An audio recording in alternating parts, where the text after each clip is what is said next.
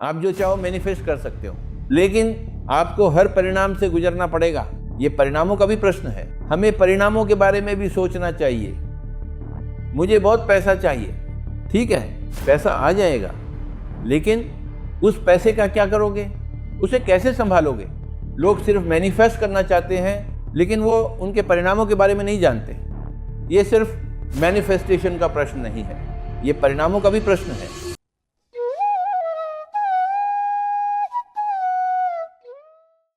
मेरे लिए परिणाम शब्द मैनिफेस्टेशन से ज्यादा महत्वपूर्ण है।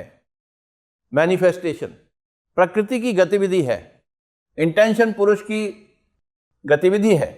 पुरुष की जैसी इंटेंशन होती है, प्रकृति उसे वैसे ही मैनिफेस्ट करती है। इसमें एक बहुत बड़ा तंत्र शामिल है, बहुत विशाल तंत्र, जो हर पुरुष, हर आत्मा की इंटेंशन को एक भौतिक वास्तविकता में, अभिव्यक्ति में बदल देता है। इसमें एक बहुत बड़ा तंत्र शामिल है, यही हमें समझना है। एक बहुत विशाल तंत्र जिसे प्रकृति कहा जाता है। यहाँ एक बहुत बड़ा एंजेलिक किंगडम, देवदूत साम्राज्य भी है, जो हर पुरुष, हर आत्मा की सभी इंटेंशन के मैनिफेस्टेशन में सहायता करता है। हर आत्मा के इंटेंशन का प्रकृति में सम्मान होता है। अगर मैं किसी को मारना चाहूं तो प्रकृति मेरा सहयोग करेगी, क्योंकि मेरी इंटेंशन उसे मारने की है, तो प्रकृति भी साथ देगी। ठीक है, तुम उसे मारना चाहते हो, हम तुम्हारी सहायता करेंगे, तो प्रकृति मेरे इंटेंशन में मेरा साथ देगी और मैं जाकर उस व्यक्ति को मार दूंगा। और फिर कहानी वहां खत्म नहीं होती, बल्कि कहानी शुरू होती है।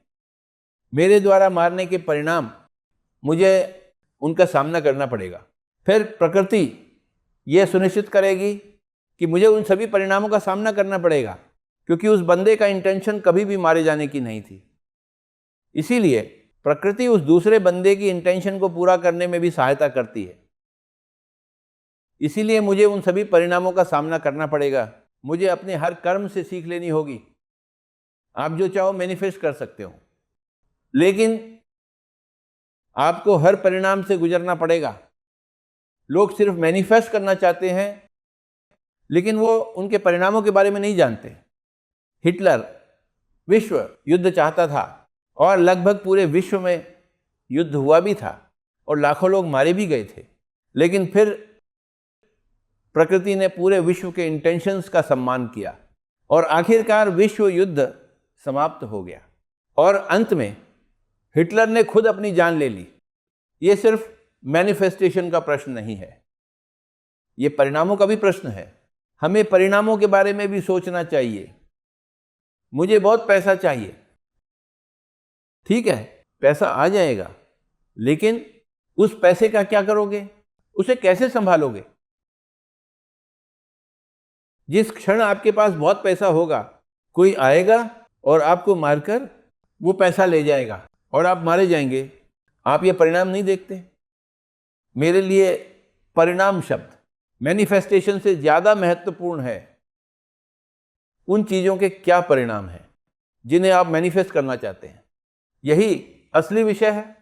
आप एक बड़ा पिरामिड बनाते हैं, आप मैनिफेस्ट करना चाहते हैं, ठीक है, लोग आएंगे, फिर आप उन्हें खाना कैसे खिलाएंगे, उनके साथ कैसा व्यवहार करेंगे? क्या आप उन सभी लोगों को संभाल सकते हैं जो आपके पास आने वाले हैं? आप उन्हें कैसे संभालेंगे? आप शादी करना चाहते हैं, लेकिन शादी के क्या परिणाम हैं? शादी के बाद बच्चे होंगे, क्या आप उन बच्चों को पालने के लिए तैयार हैं? जब कोई अपनी शादी मैनिफेस्ट करता है कि हाँ मैं शादी करना चाहता हूं, बहुत अच्छी बात है, तो आप शादी करते हैं, आपको जीवन साथी मिलता है, लेकिन उसके परिणाम क्या है?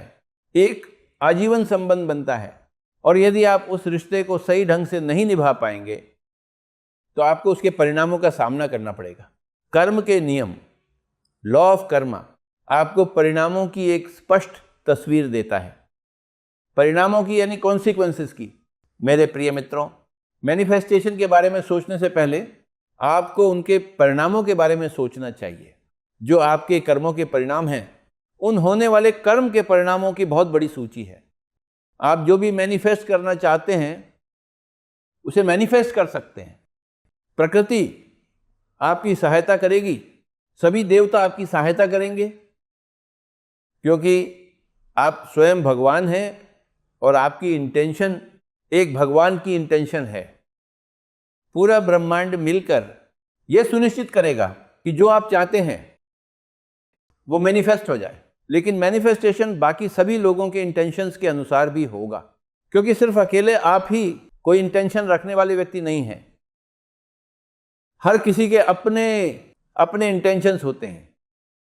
जैसे ट्रैफिक में कोई एक दिशा में जाना चाहता है, कोई दूसरी दिशा में जाना चाहता है, और प्रकृति सभी की इंटेंशंस का सम्मान करती है। यहाँ केवल आप ही खास नहीं हैं, हर एक व्यक्ति खास है।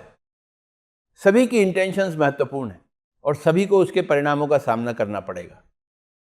युधिष्ठिर पासों का खेल खेलना चाहता है। आप सोचते हैं कि आप पासों के खेल में विशेषज्ञ हैं, लेकिन कोई और आपसे भी बड़ा विशेषज्ञ है, तो आप हार जाएंगे और फिर आपको भी 12 वर्षों के लिए वनवास भेज दिया जाता है। यही परिणाम है। तो क्योंकि आपने पासों का खेल खेला है और क्योंकि आप हार गए हैं, तो आपको 12 वर्षों के लिए वनवास भेज दिया गया। यही खेल का नियम है। आपको सभी परिणामों का सामना करना पड़ेगा। मैनिफेस्टेशन बहुत अच्छी बात है, लेकिन परिणामों के बारे में भी जरूर सोचिए। हमें वास्तव में इतना साहसी होना चाहिए कि हम सभी परिणामों का सामना कर सकें। ये मैनिफेस्टेशन के कुछ सिद्धांत हैं।